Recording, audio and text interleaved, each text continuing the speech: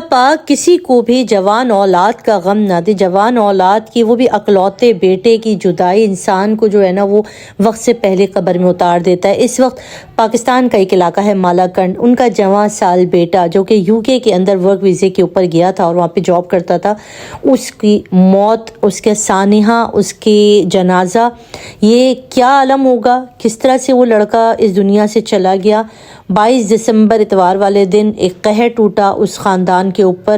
ساری تفصیلات آج کے ولاگ کے اندر شامل کریں گے۔ بسم اللہ الرحمن الرحیم، السلام علیکم، welcome to my channel. Hope کہ آپ سب ٹھیک ہوں گے۔ بہت ساری دعا ہے آپ کے لیے اور آپ کی فیملی کے لیے۔ اللہ پاک آپ کو ہمیشہ خوش رکھے، صحت و سلامتی کے ساتھ رہے۔ میں ہوں ریانہ رضا اور آپ دیکھ رہے ہیں میرا یوٹیوب چینل۔ اگر چینل پر نئے تو لائک اور سبسکرائب ضرور کر لیں۔ دل بڑا غمزدہ ہوتا ہے کیونکہ جب پردیس میں ہمارا کوئی ہم وطن جا کر وہاں اگر کسی کی ڈیتھ ہو جاتی ہے تو پردیس ہوتا ہے، خوشی غمی سب آپ کو ادھوری لگتی ہے۔ اور اس جوان سال بچے کی جب موت ہوئی، اتنا خوبصورت بچہ، امین الحق اس کا نام تھا، اور یہ جو ہے ورک ویزے کے اوپر یو کے اندر جاب کر رہا تھا۔ پاکستان میں اس کی 2 بہنیں تھیں جوان، جن کی شادیاں کرانی تھی اس نے، اور اس کے بوڑھے ماں باپ۔ اب اس لڑکے نے تعلیم حاصل کی پاکستان کے اندر، مالاکنڈ شہر، ایک آپ کو پتہ ایک چھوٹا سا علاقہ ہے، کوئی اتنا زیادہ ترقی یافتہ نہیں ہے، تو وہاں پر جاب کے لیے اس نے کافی مارا ماری کی، بہت اس نے پاؤں رگڑے جاب کے لیے، مگر اس کی کوئی جابس وغیرہ اچھی لگی نہیں۔ بس پھر اس کے بعد اس نے فیصلہ کیا کہ یو کے جائے گا، کہ اس کے کچھ اور دوست بھی تھے جو کہ ورک ویزے کی نیت سے، کام کی غرض سے جو ہے وہ یو کے اندر کچھ پڑھنے گئے تھے، کچھ ویسے ہی گئے تھے جاب کے لیے۔ تو اس کو بھی یہ لوگ بلا رہے تھے کہ تم یہاں آ جاؤ، اگر تم یہاں آ جاؤ گے تو تمہارے مالی حالات بہتر ہوں گے، تم اپنی بہنوں کی اچھے طریقے سے شادی کر سکتے ہو، اپنے بوڑھے ماں باپ کی خدمت کر سکتے ہو، ان کے تمام خوابوں کو پورا کر سکتے ہو اگر تم اپنا دیس چھوڑ دو، اپنے ماں باپ کو تنہا چھوڑ دو۔ کیونکہ کوئی بھی اپنی خوشی سے پردیس کاٹنا نہیں چاہتا، کوئی بھی نہیں چاہتا کہ وہ پردیس کی زندگی گزارے، جہاں پہ بیمار ہو جائے، جہاں پہ کوئی بھی دکھ سکھ اس کے اوپر آئے تو اس کی اپنے پاس نہ ہو، تو کوئی نہیں چاہتا، اور کوئی ماں نہیں چاہتی، کوئی باپ نہیں چاہتا کہ وہ اپنے بیٹے کو 7 سمندر پار بھیج دے، جہاں پر انہیں پتہ ہی نہیں ہے کہ وہ کس حالات میں رہ رہا ہے، کتنی سختیاں وہ سہ رہا ہے۔ اچھا جی، اب جب اس نے حالات سے مجبور ہو کے، جب جاب نہیں مل رہی، بہت پریشانیاں ہو گئیں، تو ان کے ماں باپ نے اپنی ایک زمین یا ایک گھر تھا ان کا، جس کو انہوں نے فروخت کیا، اور اس کی جو بھی جانے کا انکم تھا، جو بھی اس کی پروسیس تھا جانے کا، تقریباً کہتے ہیں کہ اس ٹائم پہ 20-22 لاکھ روپے کے قریب رقم تھی جو کہ وہ مختص کی گئی، اور اس کے بعد یہ اپنے وطن میں اپنی بہنوں کو، اپنے ماں باپ کو چھوڑ کے جو ہے وہ یو کے آ گیا۔ یو کے میں اپنا کام کر رہا تھا، اور اس کے ساتھ کچھ پاکستانی لڑکے تھے جن کی گیدرنگ تھی، جن کی دوست تھی۔ یہ لوگ ایک اپارٹمنٹ کے اندر رہتے تھے جہاں پر مل کے یہ لوگ اس کا رینٹ وغیرہ دیا کرتے تھے، کھانے پینے کا جو بل وغیرہ بنتا تھا وہ سارا دیتے تھے۔ اب جس دن ان لوگوں کی جو ہوتی تھی ایک آؤٹنگ ہوتی تھی، وہ تھے سنڈے کا دن، نہ ان کے کوئی رشتہ دار تھے، نہ کوئی عزیز و قارب تھا کہ جس کے پاس جا سکے، تو فقط ایک ان کے پاس سنڈے کا دن آتا تھا جس کے اندر یہ مختلف جگہوں پر جا کے جو ہے وہ تفریح کرتے تھے، سیر کرتے تھے۔ اس دفعہ انہوں نے پروگرام بنایا کہ یہ یو کے اندر ایک ریور سائٹ ہے جہاں پر دریا ہے، جہاں پر جو ہے وہ سوئمنگ وغیرہ کی جاتی ہے۔ اچھا، یہ لڑکا بڑا بہترین تیراک تھا، بیسٹ سوئمنگ کرتا تھا، ٹرینر تھا اچھا۔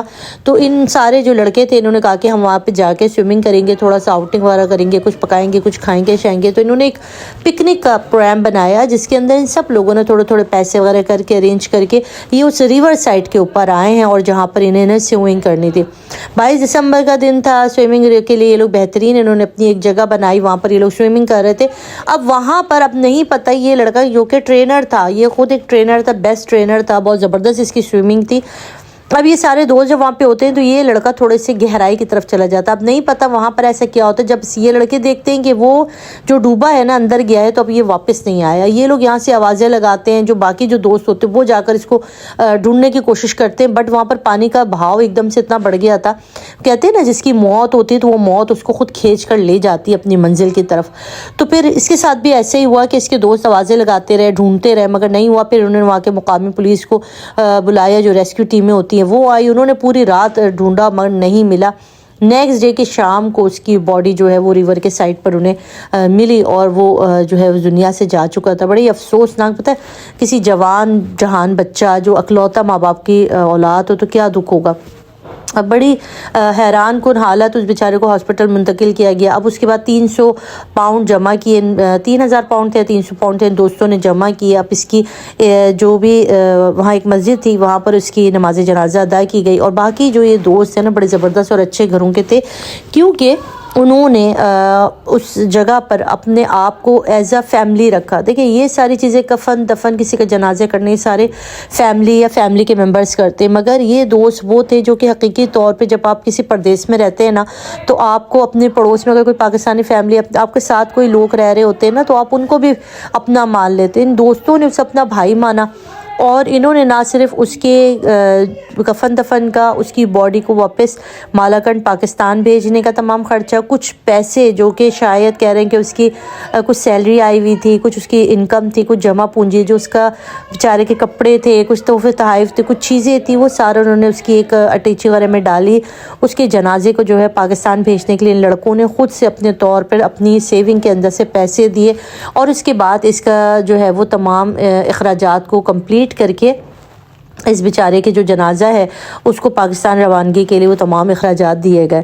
اب یہاں پر جو لوگ ہیں ان کے جو ریلیٹیوز ہیں، اب وہ ظاہر ہے ایک قیامت تو گزر گئی ان کے گھر کے اوپر جب یہ خبر ان کے گھر میں پہنچی کہ ان کا جوان سال بیٹا جو ہے وہ دریا برد ہو گیا، اور اس کے اوپر ان کی والدہ کی حالت اتنی خراب ہے کہ وہ ہاسپٹل میں ایڈمٹ ہو گئی کہ ظاہر ہے ان کے لیے صدمہ تھا. پردیس پھر جس کی آنے کی امید تھی کہ وہ ملنے آئے گا اور اس کا جنازہ آ رہا ہو، تو آپ سمجھ سکتے ہیں کہ کیا کیفیت ہوئی ہوگی اس خاندان کے اوپر، کیا مناظر ہوں گے. آپ سوچ سکتے ہیں جب اس کا جنازہ اس تابوت کے اندر بند ہو کر جب پاکستان کی سرزمین پر آئے گا.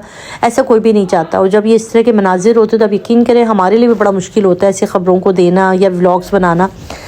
پھر اس کے بعد یہاں پر اس کے کفن دفن کا انتظام کیا جائے گا. غریب سی فیملی اپنا کل اثاثہ لگا کے انہوں نے اپنے جوان بیٹے کو بھیجا تھا، ایک اکلوتا ان کا بیٹا، 2 ان کی جوان بیٹیاں، اور آج وہ بیٹا بھی جو ہے وہ کفن میں لپٹ کر جو ہے وہ پاکستان کی سرزمین پر واپس آئے گا.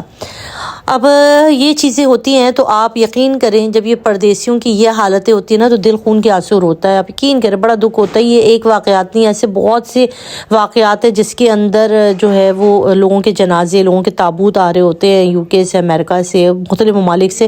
بڑا دکھ ہوتا ہے. اللہ پاک ان کی فیملی کو مغفرت صبر دے. دعا کیجیے گا، آمین ضرور کہیے گا. پروردگار ان کی فیملی کو صبر جمیل عطا کرے، ان کی والدہ کو صحت و تندرستی دے، اور پروردگار اس بچے کی جو ہے مغفرت فرمائے، اس کو جنت میں اعلیٰ مقام عطا کرے.